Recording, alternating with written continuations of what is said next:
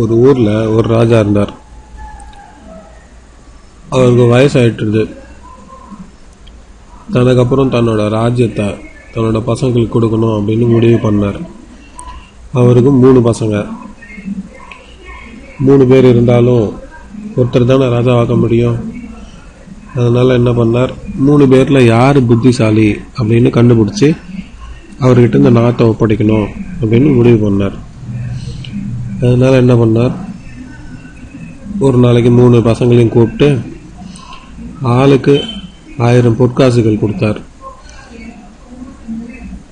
1000 பொற்காசுகள் கொடுத்துட்டு ஒரு வாரம் டைம் கொடுத்தார். ஆளுக்கு ஒரு பெரிய ஒரு ரூம் கொடுத்தார். 3 பேருக்கு 3 ரூம், ஒரு பொற்காசுகள், ஒரு வாரம் டைம். இந்த ஒரு வாரத்துல யாரு அந்த ரூமை முழுசா ரொப்புறாங்களோ அவங்களுக்கு தான் அந்த ராஜ்யம் அப்படின்னு சொல்லிட்டு முடிவு பண்ணார்.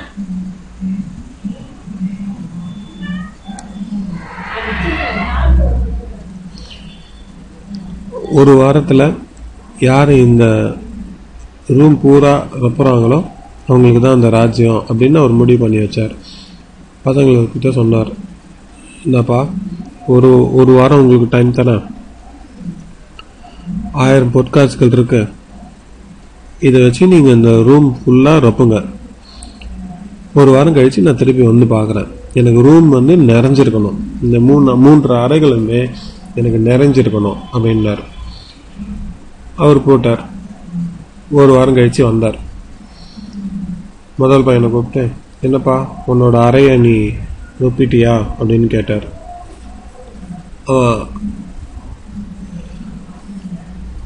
அவனும் வந்து நிரப்பிட்டான் தந்தையே அப்படின்னா.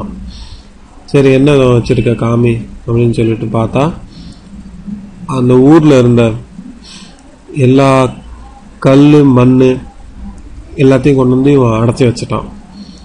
ரூம் திறந்தா பூரா கல் மண்ணு, ரூம் பூரா அடைஞ்சிருச்சு. ரூமுக்குள்ள போறதுக்கு வழி கிடையாது, என்ன இருக்குன்னு தெரியாது, ஃபுல்லா அடைச்சிட்டான். நல்லது அப்படின்னு சொல்லிட்டு அடுத்த பையன்கிட்ட போனார். அவன் என்ன பண்ணிருந்தான், ஊர்ல இருக்கிற எல்லா குப்பையும் கொண்டு வந்து ரூம்ல அடைச்சிட்டான். ரூமை திறந்தா ஒரு துர்நாற்றம் வீசியது, எல்லா குப்பையும் உள்ள இருந்தது. இவனும் ரூமு ஃபுல்லா அடைச்சிட்டான். சரி, 2 பசங்கள் இப்படி பண்ணியிருக்காங்கன்னு சொல்லிட்டு 3வது பையன்கிட்ட போய் பார்ப்போம் அப்படின்னு சொல்லிட்டு அவர் 3வது பையன்கிட்ட போனார். நீ என்னப்பா பண்ணிட்டு இருக்க காமி அப்படின்னு.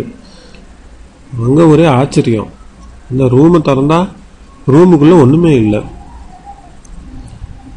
இவரு பார்த்தார், என்னது இது, ஒண்ணு நான் இந்த அறைய ஃபுல்லா நிரப்பதானே சொன்னேன், இந்த அறையில என்ன இருக்கு, ஒண்ணுமே இல்லையே, இப்போ நான் எப்படி கொடுத்தனோ அதே மாதிரியே இருக்கு அப்படின்னார். அதுக்கு அவன் சொன்னான், நல்லா பாருங்க தந்தையே, நீங்க கொடுக்கும்போது இது வெறும் அறையா இருந்தது.